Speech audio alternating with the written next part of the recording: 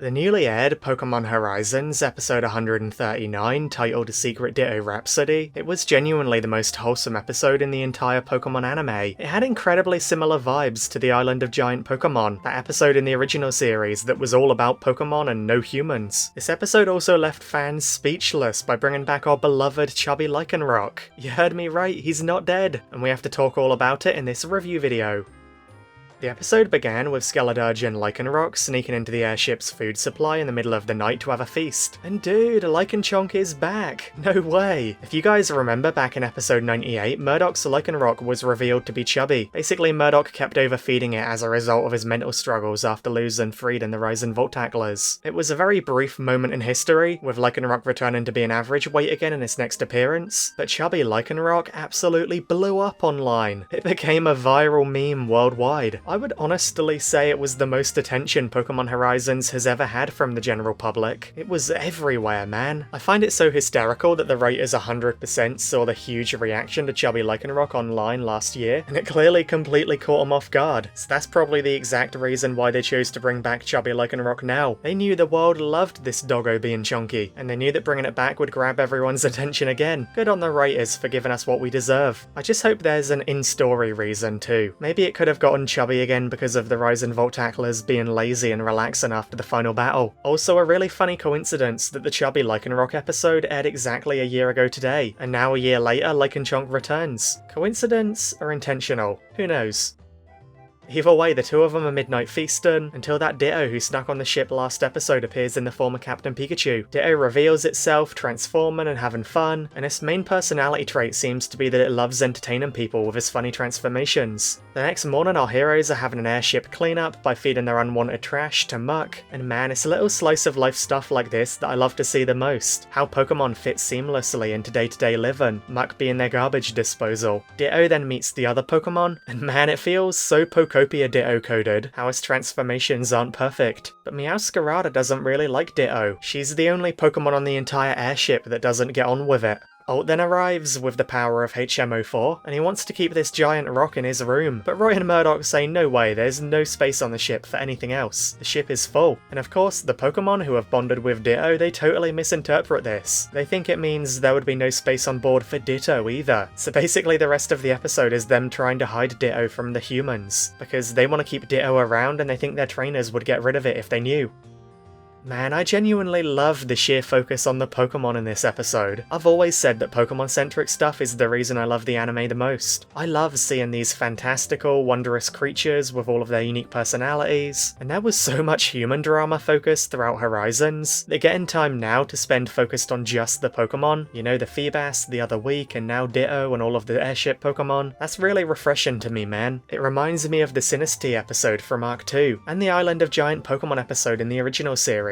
An episode fully focused on the Pokemon themselves carrying their own storyline. Part of me kinda wishes they fully committed to the bit and have the Pokemon speak with subtitles just like they did in the Island of Giant Pokemon episode. That way we could get to know them all even better. But either way, I love this. Oh yeah, and by the way, there's like a narrator talking over the episode. The first time Pokémon Horizons has ever had that. It makes the episode feel really unique, hearing the narrator talking about the Pokémon and what they're doing and feeling. So while Liko is admiring the Squawkabilly sculpture that she bought as a gift for her grandma Diana, Ditto ends up hiding his Meowscarada's tail. Meowscarada panics when she realises, because like I said, she doesn't like Ditto, but then luckily the others arrive in time to hide Ditto. Inside the Skeledirge's mouth?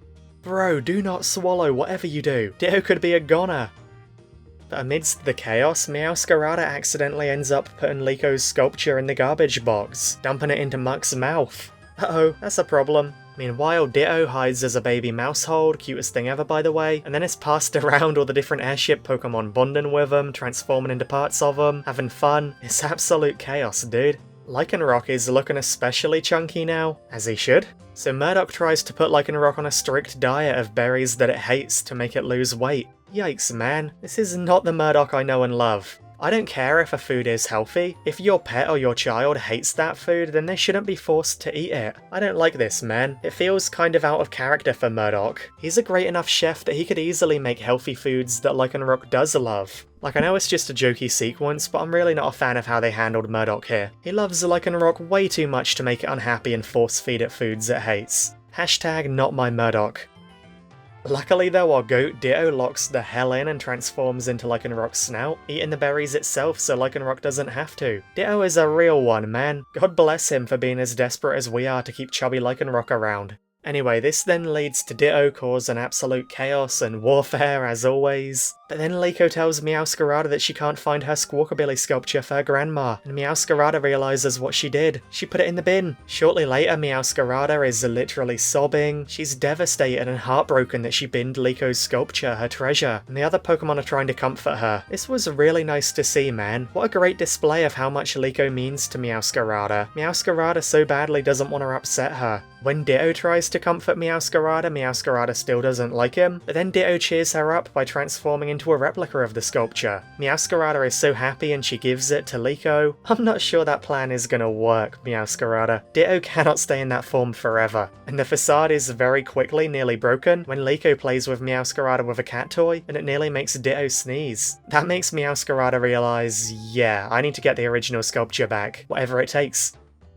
So later on, Meowscarada faces Muck, and low-key she rizzes it up to get close. And then Liko watches in horror as Meowscarada rips Muck's mouth open. Liko tries to stop her cat, worried that she'll get hurt by the beast of garbage disposal. And I ain't talking about Spinel, by the way. But then Ditto arrives on the scene. He knows it's his chance to lock in. He reveals himself to everyone's shock, and then he transforms into the same cat toy from earlier, coming up with an idea. Meowscarada uses the Ditto cat toy to make Muck sneeze, firing out all of the garbage items. Ditto captures the sculpture mid-air, and then Meowscarada and Ditto are happy together, and they give Liko back her sculpture. Aw yeah, Diana's gonna get it after all. So our heroes notice Ditto properly for the first time ever, but all of the airship Pokemon try and guard Ditto having its back. They are not letting our heroes get rid of it, and that makes Liko realise that Ditto must really care about everyone, it must really want to stay together with them all. They're clearly tightly bonded, and of course there's space on the airship for one tiny little ball of goo, whatever Ditto is. When they said there was no space earlier, they meant for that giant Goliath rock that Ult brought along, that colossal boulder. So our heroes welcome Ditto to the crew. It even has Captain Pikachu's seal of approval, who has spent the entire episode trying to figure out what nightcap to bin, by the way, before binning both of them. What a storyline.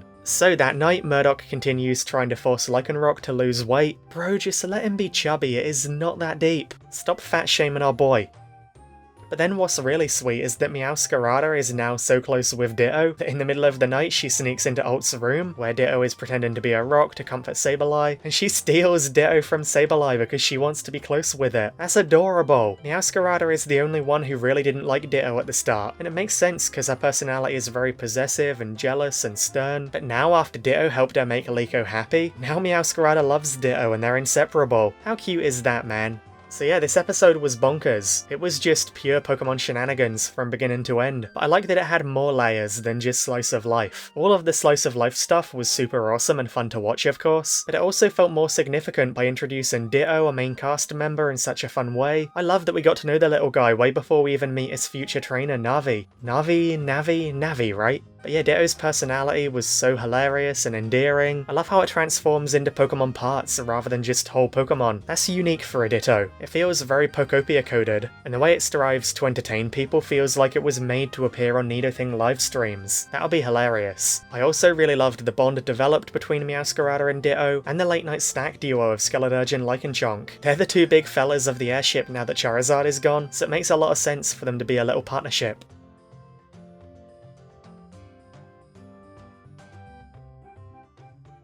I'm not a fan of how Murdoch was handled in this episode. It feels out of character to me for him to try and force-feed Lycanroc foods it hates. He loves Lycanroc way too much for that, it's like his baby, man. But I guess the writers probably didn't think into it too deeply. I'm gonna be sad if Lycanroc is immediately skinny again next episode. Surely the writers know by now how much the world adores Chubby Lycanroc.